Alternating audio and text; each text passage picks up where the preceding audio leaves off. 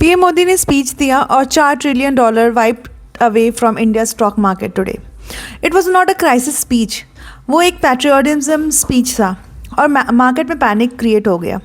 मोदी जी ने एग्जैक्टली बोला क्या था? इंडियन सिटीजन्स को पब्लिक ट्रांसपोर्ट यूज़ करना चाहिए, वर्क फ्रॉम होम के लिए कोशिश की जानी चाहिए, avoid unnecessarily foreign travels for 1 year, reduce gold purchases for 1 year, to support made in India products and to cut fuel consumption. He framed every single one of these requests in one single act of patriotism during this global crisis. ये जो global crisis आपके सामने दिख रही है ना, वो India ने जानबूझ के नहीं क्रिएट किया है. ये क्रिएट किसी और कंट्रीज़ की वजह से हुआ है. And he was right. India imports 85% of its crude oil. Oil is at $120 because the Strait of Hormuz is closed. The price of petrol hasn't increased yet in India, while it has in all other countries. Every barrel India imports cost more than it did before the war. Every dollar spent on gold imports, foreign travel, imported goods puts pressure on India's foreign exchange reserves and weakens the rupee against the dollar.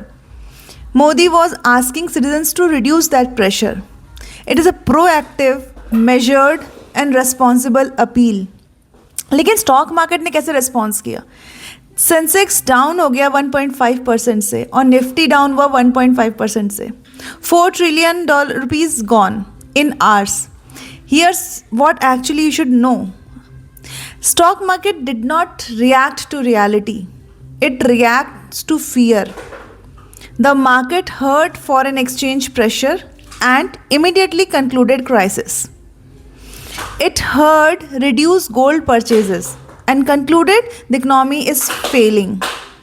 It heard a prime minister being honest about a global challenge and sold off $4 trillion in value before anyone stopped to read the actual speech.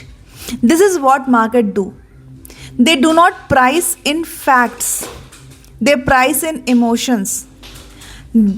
Fear, panic, herd behavior. Algorithms are so trained to sell when certain words appear in headlines. In 2020, market crashed 40% in weeks, then recovered completely in 5 months. The economy took years. In 2008, market crashed before the recession was even officially declared, then rallied before the recovery arrived. The stock market is not a measuring instrument for economic reality. It is a measuring instrument for human emotion. And human emotion has always been the most unreliable financial signal in existence. Rich Dad said it plainly. The market gives you 2 choices every day. React like everyone else or think like no one else. $4 trillion in emotional reaction hit Indian market today. The underlying economy did not change by $4 trillion. A speech happened and the market crashed. Now here is the second lesson which I want to tell you. And this is one is for every person who heard Modi say stop buying gold. When a government tells its citizens to stop buying gold, pay very close attention. Not to the instruction, to what the instruction reveals. Modi did not say stop buying gold because gold is bad. He said it because India's foreign exchange reserves are under pressure and gold is one of the largest component of India's import bill. India is the world's second largest gold consumer. Indians buy approximately 700 to 800 tons of gold every year.